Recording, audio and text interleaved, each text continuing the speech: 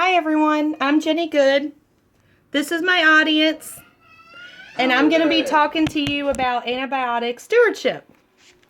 So statistics from the CDC have shown that 2 million people will contract an antibiotic-resistant infection every year.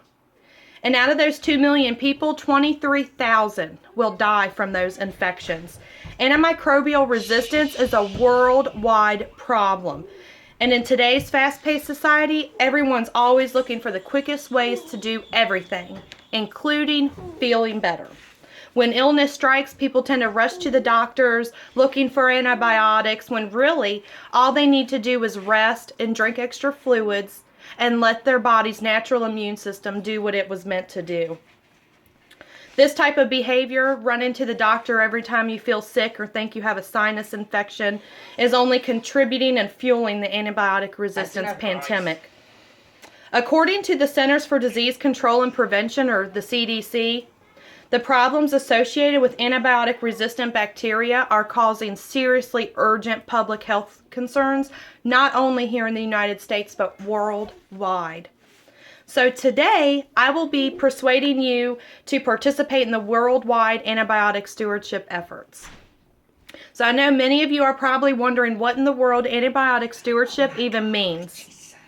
The CDC defines antibiotic stewardship as, quote, the commitment to always use antibiotics appropriately and safely, only when they are needed to treat disease, and to choose the right antibiotics and to administer them in the right way in every case, end quote. Antibiotic stewardship participation between healthcare workers and patients is crucial in preventing the rise and spread of multi-drug resistant organisms. Antibiotics are undoubtedly an important part of medicine, and countless lives have been saved since the discovery of antibiotics. In 1954, the CDC says that there were 84,304 deaths from tuberculosis right here in the United States. However, since the discovery of antimicrobials that would kill the TB bacteria, that number's fell to just a little over 9,000 in 2014. So there's no surprise how beneficial antibiotics have been to us.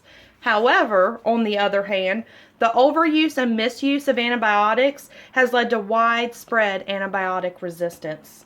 The problems with antibiotic resistance are observed around the world, and new forms of resistance are spreading like wildfire between our continents.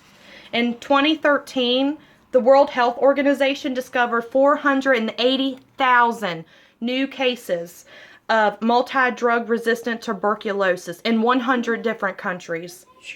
So as you can see, although antibiotics have made a great positive impact in the past, they're now undeniably a great cause for concern. It's a proven fact that patients infected with multi-drug resistant organisms have a higher mortality rate. And the World Health Organization has said that people infected with MRSA, which is a very common multi-drug resistant organism, are 64% more likely to die than others with non-antibiotic resistant infections.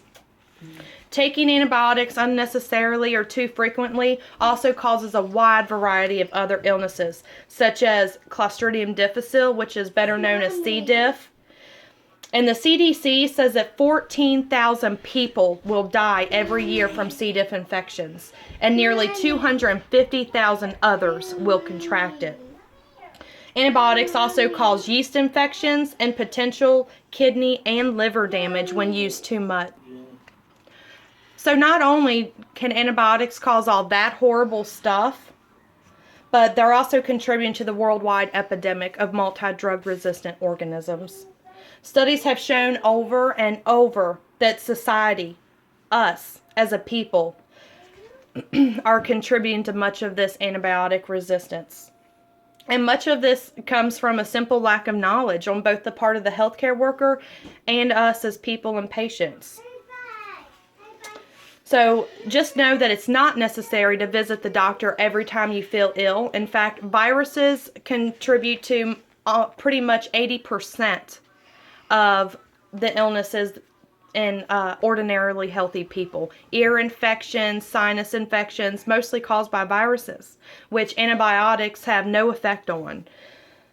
So believe it or not, the greenish yellow drainage that was once thought to only be seen in bacterial infections that have people running to the doctor every time they see it, mostly caused by viruses, according to researcher Dr. Lamprette. So remember that. Just rest and drink extra fluids.